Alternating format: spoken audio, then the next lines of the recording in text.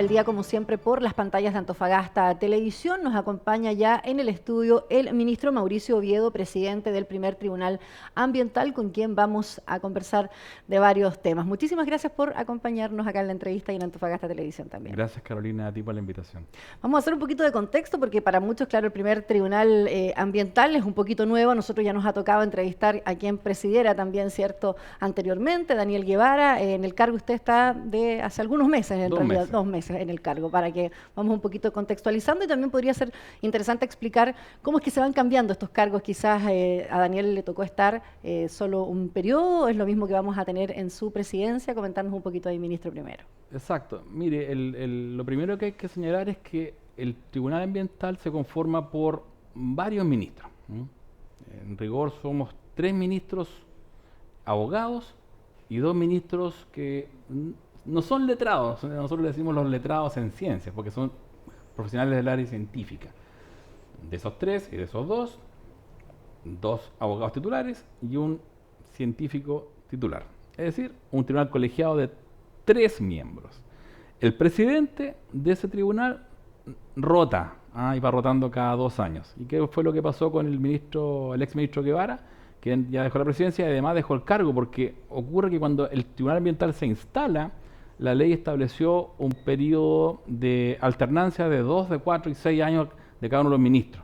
Por eso es que el ex ministro Guevara ya hoy día no está con nosotros.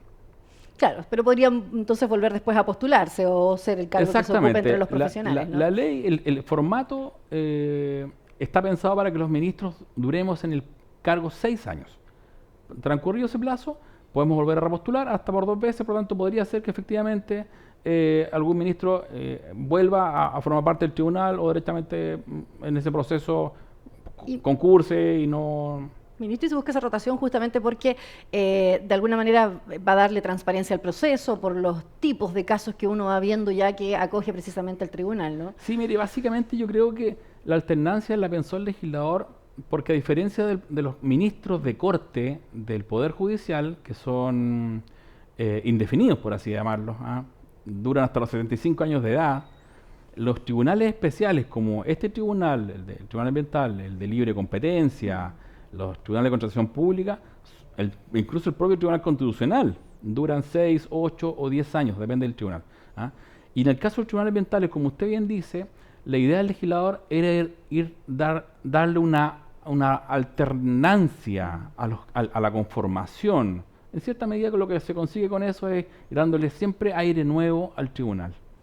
Ahora, con todo lo complejo que puede hacer una instalación, decíamos recién fuera de cámara, llevan ya 2 años, pero les ha tocado acoger causas de primera línea. Quisiera centrarme en algunas cosas locales para ir conociendo el estado de cosas y cómo van avanzando. Recientemente, ¿cierto?, hace algunas semanas, ustedes finalmente acogen la reclamación en el caso de Rutas del Loa, que mantienen una disputa a los vecinos de la comuna de Sierra Gorda, donde ellos buscan, ¿cierto?, que el Servicio de Evaluación Ambiental finalmente pueda acoger precisamente esta reclamación que ustedes hacen. Y aquí ustedes lanzan un camino en el que muchos van interpretando todo tipo de hipótesis. Así que quisiera que usted también nos pudiera aclarar, Mauricio, qué es lo que resuelve en definitiva el primer Tribunal Ambiental en toda esta cadena que vamos viendo sobre la mesa y que es un proyecto emblemático también de la actual administración. Antes de responderle a esa pregunta, quisiera explicarle, y con esto también a todos los auditores, que el Tribunal Ambiental resuelve en general actos de la administración, se pronuncia respecto a actos de la administración. Muchos de esos actos de la administración son actos terminales, es decir, por ejemplo, si se reclaman en contra de un acto de la Superintendencia de Medio Ambiente, en general es el acto que impone la multa, por ejemplo, es el acto terminal. Pero también en el procedimiento administrativo hay actos intermedios, que también son impugnables. Lo mismo pasa con la evaluación ambiental, que son actos que emite el Servicio de Evaluación Ambiental en el marco del CIA, para que la gente entienda que son 2 cosas distintas, la SMA y el CEA. En el caso de Ruta del Loa, lo que se impugnó fue un acto administrativo del CEA, de la región de Antofagasta, que no hizo lugar o que no dio lugar a un procedimiento de invalidación de un acto que no resuelve el fondo. Eso es lo interesante de explicar. Es una etapa muy temprana en donde la comunidad efectivamente recurrente quiso que el Servicio de Evaluación Ambiental abriera el espacio para discutir la invalidación de un acto específico que fue la declaratoria de pertinencia. ¿Qué es la pertinencia? Es el acto administrativo en donde el CEA señala si un proyecto debe o no ingresar al CEIA. ¿Se da cuenta? Es un acto muy temprano que está lejos de ser la controversia de fondo. O sea, no es resolutivo, es con lo que ustedes como que algunos quisieron abrir una hipótesis o una arista de que, Claro. porque usted ordena, es cierto, al Servicio de Evaluación Ambiental, pero sobre este acto administrativo en particular, Exacto. que es decir, revise Por eso, lo que los vecinos exactamente, están por eso presentando, ¿no? me encargué en un medio de comunicación de explicar, y ahí salió en titulares, algo muy relevante, que es que el tribunal no ordenó que el proyecto Ruta del Loa ingresara al sistema. Eso no es de competencia del tribunal. Lo que ordenó el tribunal es que a esta gente, a esta comunidad, se le escuchara en ese procedimiento administrativo para ver si efectivamente ese proyecto debía o no ingresar al CEIA. Por eso ya es pertinente y se entiende también en esa lógica que sea el propio Servicio de Evaluación Ambiental que busque también ir a una instancia superior en este tema. Sí, bueno, ellos efectivamente tienen sus argumentos para discutir en sede de casación, que los actos que se pronuncian sobre pertinencia no son actos recurribles, por diversas razones de orden jurídico, que no me voy a explayar aquí, pero efectivamente ellos defienden esa posición y por ende el pronunciamiento de este tribunal efectivamente hoy día está en veremos, a ver lo que resuelve la Corte Suprema. En este proceso, usted dice es una etapa muy temprana todavía y es donde a ustedes les toca pronunciarse a solicitud también, ¿cierto?, de estos vecinos. Pero todavía podrían ser ustedes recurrentes en estas etapas que siguen también del proyecto. ¿Dónde más nos podríamos Exacto. encontrar efectivamente en que se llegara nuevamente al Tribunal Ambiental en este Rutas del Loa que está abriendo una serie de quizás conflictos o tensiones entre los actores involucrados hoy día? Mire, supongamos, hagamos acá un poquito de ficción, que la excelentísima Corte Suprema rechace el recurso de casación interpuesto por la Administración.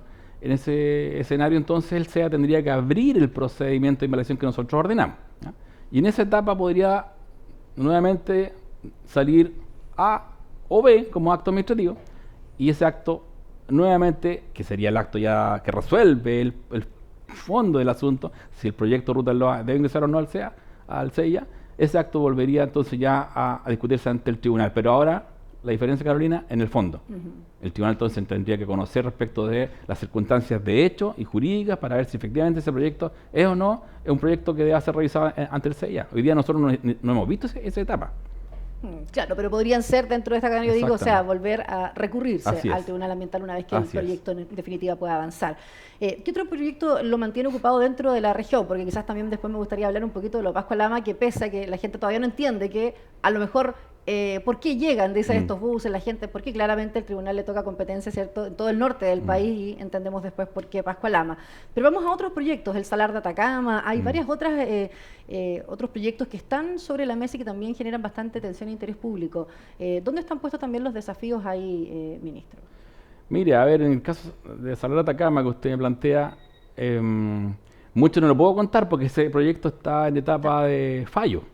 De hecho, quien está a cargo de rescatar ese fallo es este ministro, entonces mucho no lo puedo contar de cómo viene eso. Ojalá, esperamos nosotros como tribunal tener esa sentencia dictada, ojalá de aquí a 3 semanas más.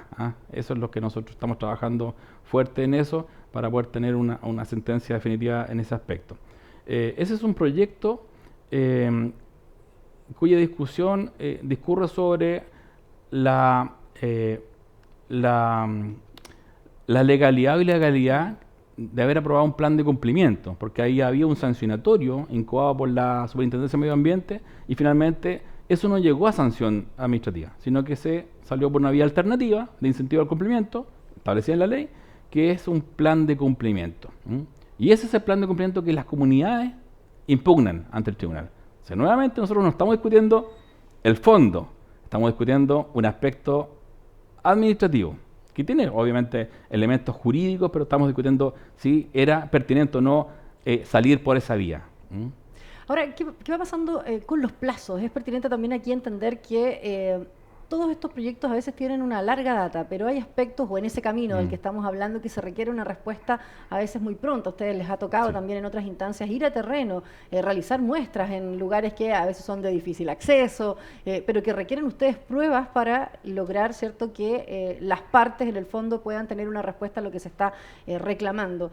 Entonces, ¿qué va pasando con los plazos que también ustedes tienen o que se les impone para poder ir dando respuesta a cada una de estas solicitudes? Bueno, como todo tribunal, los plazos para nosotros son la prioridad. O sea, la justicia siempre, como dice el eslogan, es justicia en la medida que sea oportuna. Pero más allá del eslogan, el otro día, hace poco, estuvimos haciendo una capacitación y justamente presentamos este esquema de plazos para que la gente entendiera cuánto dentro de este íter de la institucionalidad ambiental, cuánto de ese plazo se lo lleva el tribunal ambiental o la justicia en general. Y fíjese que en el caso justamente que usted me plantea, Salar de Cama, nos dimos cuenta, haciendo la revisión de antecedentes, que la evaluación ambiental de ese proyecto duró aproximadamente 2 años. Luego ese proyecto, una vez que entró en ejecución, estuvo funcionando varios años sin ningún contratiempo, hasta que luego el segundo organismo que interviene en general en este tipo de materias, que es la Superintendencia del Medio Ambiente, incoa un proceso de sanción, de fiscalización y luego de sanción. Y ese procedimiento, Carolina, se demoró 2 años y medio, entre que se inicia, en que se formulan los cargos y se dicta el acto administrativo que finalmente se impugnaba ante el tribunal, 2 años y medio. Por lo tanto, cuando llega la causa al Tribunal Ambiental por vía de reclamación de ese acto administrativo, que se demoró la SMA en dictarlo 2 años y medio, fíjese que si yo le digo a usted, en el volumen de información y la complejidad de información, que si nos demoramos 6 meses, yo le diría, ¿sabe qué, Carolina? Estamos bien. Estamos dentro de los tiempos. De hecho, estadísticamente, el primer tribunal ambiental con sede en Antofagasta es el más rápido en relación a sus pares de Santiago y Valdivia. Entonces, si usted toma en consideración los 2 años que estuvo ante el CEA en evaluación ambiental, 2 años y medio durante la formulación de cargos, donde la SMA tiene que hacerse de los antecedentes para llegar a la convicción, si formula o no cargos, con lo que sería en materia penal, si acusa o no, y finalmente el tribunal ambiental que pueda, desde que recibe, escuche los alegatos y sacar un fallo en 6 meses, yo le diría que es un tiempo bastante razonable. Claro, muchas veces quizás esa cadena la que no se va entendiendo, y aquí salto a Pascua Lama, porque uno dice casi 8 años desde que dicen el cierre de Pascua Lama. Entonces hoy día a ustedes les toca ver casi 29 cargos, creo que era la última vez, que 30 respecto cargos del cierre mismo. Exactamente. Y precisamente es ahí donde la comunidad dice, bueno, ¿qué pasa en particular con Pascua Lama ese proyecto en particular? Pascua Lama es un caso bien particular, porque Pascua Lama, si usted... A ver, me apura, se comenzó a discutir por allá por el 2012, cuando el Tribunal Ambiental de Antofagasta aún no existía. ¿Qué existía en esa época? El primer tribunal que se constituyó en Chile, que en el orden es el segundo Tribunal Ambiental con sede en Santiago, más conocido como el Tribunal Ambiental de Santiago. Y allí se discutieron al menos 2 aristas, si la memoria no me falla, ¿cierto? Una fue la demanda por daño ambiental, que interpuso no fue el Consejo de Defensa del Estado, fue las comunidades, pareciera, no me recuerdo bien, los huascoaltinos, en contra de la empresa, y también se discutió el sancionatorio ambiental, es decir, la acción que hace la SMA para formularle cargos, ¿cierto?, y sancionar finalmente a la empresa, por 2 vías. Eso finalmente, en esto que también los especialistas denominan la circulatoriedad judicial, es larga la historia, llegó a la Corte Suprema por vía de casación, luego volvió al Tribunal Ambiental, el Tribunal Ambiental ordenó que ese procedimiento, el primero que se le formuló a Pascua Lama, se rehiciera por parte de la SMA, anuló todo el procedimiento porque estaban mal formulados los cargos. Entonces ya usted en eso, Carolina, lleva 1 año, 2 años, 3 años. Cuando se instala el Tribunal Ambiental de Antofagasta, el año 2017, ese procedimiento sancionatorio aún seguía en marcha. 20.000 fojas de tramitación. Entonces, el intertanto en que se instala el Tribunal Ambiental de Antofagasta, la causa quedó radicada ante esta jurisdicción, que es la jurisdicción por naturaleza, la macrozona norte. Y ahí sigue la historia, ¿sí? Esto es como para escribir un cuento. Se conoce la causa y lamentablemente, le voy a hacer la historia resumida, uno de los recurrentes interpuso recurso de queja ante la Corte Suprema en contra de los ministros que integramos esa sala, y la Corte Suprema acogió ese recurso e invalidó nuevamente el fallo. Inhabilitó a estos ministros, el ministro Hernández, el exministro Guevara y a quien habla. Y la causa entonces tuvo, Carolina, que verse de nuevo, por tercera vez. Es una cosa que no ocurre siempre, pero ocurre. Ocurrió, y aquí estamos, y ahora, gracias a Dios, estamos con la causa en estado de dictar sentencia. Y esperamos, está ya el ministro... ¿Sale este año? Sí, sale este año. Sale este año, el ministro redactor está ya fijado quién es, el ministro Cristian del Piano, y de acuerdo a lo que hemos conversado, 2 a 3 meses ese fallo debería estar ya dictado. Lo que pase de ahí ya no depende de nosotros, porque nuevamente los recursos procesales están ahí disponibles para las partes, el perdidoso podría recurrir de casación, y ahí ya, bueno, es parte del proceso, ¿me entiendes? Yo ahí no... Y ministro, ¿y la invalidación por qué ocurre? Porque uno le podría primero llamar la atención, decía, ¿por qué se invalida a quienes están como que en sus manos está el poder de, o sea, es porque existe también equiparar las cosas para quienes están recurriendo ante el primer tribunal ambiental? Porque eso uno podría pensar, va a ir entrampando, siempre va a ser un recurso que se utilice en definitiva por la parte interesada, ¿no? Mire, a ver, en las 2 veces que se anuló en Santiago, cuando se anuló el primer sancionatorio, lo que se anuló ahí, Carolina, fue el sancionatorio en sede administrativa, es decir, hubo un reproche del Tribunal de Santiago en orden a que la forma en que se formularon los cargos a la empresa había sido errónea. Se aplicó lo que en materia penal se denomina el concurso de delitos, agrupar varios hechos en un solo tipo penal, y eso llevándola al mundo del derecho administrativo sancionatorio, ¿cierto? Se aplicó una figura que finalmente el Tribunal y la Corte Suprema no estimaron que era aplicable, que era el concurso infraccional. Entonces, finalmente la Corte dijo, no, ¿sabe qué? A la empresa, por los X cantidad de hechos, 30, pongamos, un ejemplo, formúlele un cargo por cada acción infractora, y no agrupe. Entonces, por eso se tuvo que hacer todo de nuevo.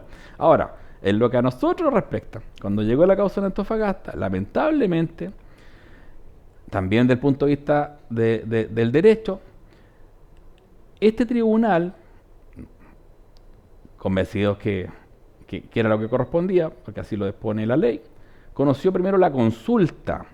En materia de sancionatorio ambiental hay 2 elementos. La consulta, que es un control ex ante que hace el tribunal respecto de ciertas sanciones muy gravosas, como son la clausura y la revocación de RCA. Y la ley dispone que en esos casos, cuando la SMA propone una sanción de ese tipo, porque la SMA lo que hace es dictaminar, pero antes tiene que consultar al tribunal para ver si va o no a esa sanción.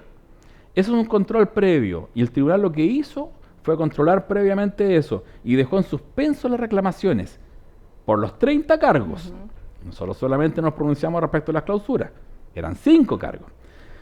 Bueno, nos demoramos mucho efectivamente en sacar esa respuesta de consulta, y cuando dictaminamos la clausura de Pascualama por uno de los 5 cargos, uno de los recurrentes que no estaba conforme con esa decisión, ni con la forma como el tribunal no acumuló la consulta más las reclamaciones, recurrió a la Corte Suprema mediante recurso de queja.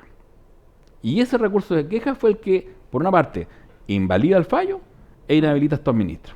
Por eso es que efectivamente el Tribunal Ambiental, en su integración original, no pudo conocer de Pascualama en su segunda revisión.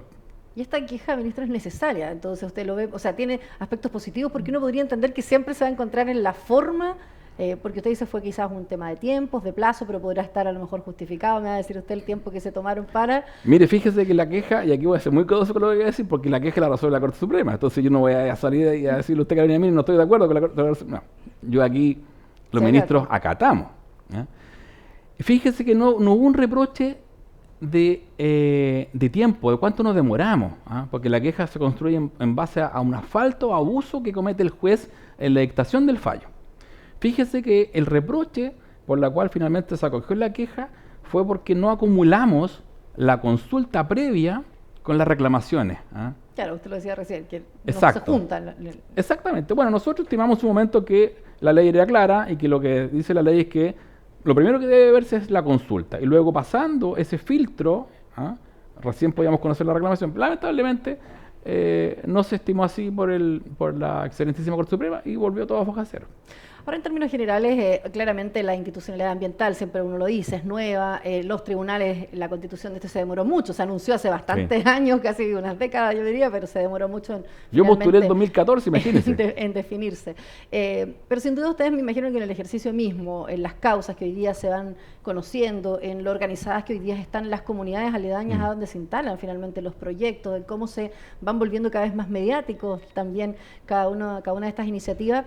Es necesario hoy día también, ministro, ir pensando en fortalecer, en actualizar, en algunas cosas que quizás han estado pensadas en la ley que hoy día podrían facilitar estos caminos para todo el sistema, no solo para el tribunal, sino que también la superintendencia, el Servicio de Evaluación Ambiental y los demás. Mire, efectivamente hay varios espacios de mejora en la ley.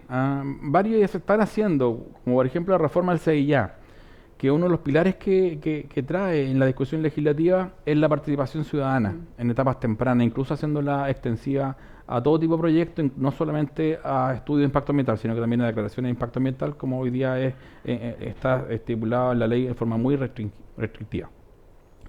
Pero más allá de eso, de las reformas que se están discutiendo, yo creo que el gran aporte del primer tribunal ambiental y de Valdivia, en este caso el tercer tribunal ambiental, es sacar del territorio, de la capital del país, la discusión ambiental, que tiene una vocación necesariamente territorial. Fíjese que cuando se discutió la creación de los tribunales ambientales, en un primer momento se pensó en un tribunal, bajo el modelo de libre competencia, como le decía hace un rato. Pero las materias ambientales no son como contratación pública, como libre competencia, que usted discute en Santiago, en un bonito salón, en una sala de audiencia de alegatos, con abogados, ¿cierto?, de Santiago. Las temáticas ambientales se discuten y se generan en el territorio. Y fíjense que en estos 2 años nosotros hemos visto cómo la demanda ha ido creciendo. Pasa también porque hay mayor conocimiento de las comunidades, de los organismos, ¿cierto?, de todos, y finalmente no solamente las comunidades y el Estado se va entrando en este círculo, también las empresas. El hecho de que sepan que tienen un tribunal en la macrozona, las distancias son largas, pero por lo menos es mucho mejor que tener un solo tribunal en Santiago, donde los ministros generalmente en Santiago, cuando existían proyectos no de los más grandes, no necesariamente iban al terreno. Y fíjese que conocer una causa en el territorio a usted le ilustra y muchas veces le cambia la percepción de los hechos, que simplemente escucharlo, ver en el expediente y escuchar los alegatos. Y además son llamados a eso ustedes también, o sea, decir, a tener incluso en terreno, en campo, en el fondo. Nosotros como tribunal, efectivamente, además, somos muchos de conocer en terreno. Antes de resolver la controversia, no siempre podemos ir, ni siempre vamos. Hay cuestiones de menor complejidad, como por ejemplo, Carolina, las causas de ruido, que también se conocen en materia ambiental porque se infringen normas de emisiones, que son, en este caso, normas de emisión de ruido. Y eso usted lo puede resolver básicamente escuchando los alegatos y leyendo el expediente. Pero hay causas complejas en el territorio, para qué decir, el 90% el 65%, perdón, corrijo, de nuestros proyectos que están litigados ante el tribunal son de origen, de orden minero. Y ahí usted no tiene una infracción o dos, tiene un pool de infracciones que usted tiene que necesariamente constatarlas en terreno, hacerse la idea de cómo el expediente, la resolución de calificación ambiental, que ya es un proceso voluminoso, usted cómo lo contrasta con la operación real. Y le es muy útil y sirve para resolver de manera más razonada las controversias. Quiero agradecerle el que nos haya acompañado en la entrevista del día. Muchas gracias a usted, pues, Carolina. Gracias a ustedes también. Nos reencontramos como siempre con otros invitados por las pantallas de Antofagasta Televisión.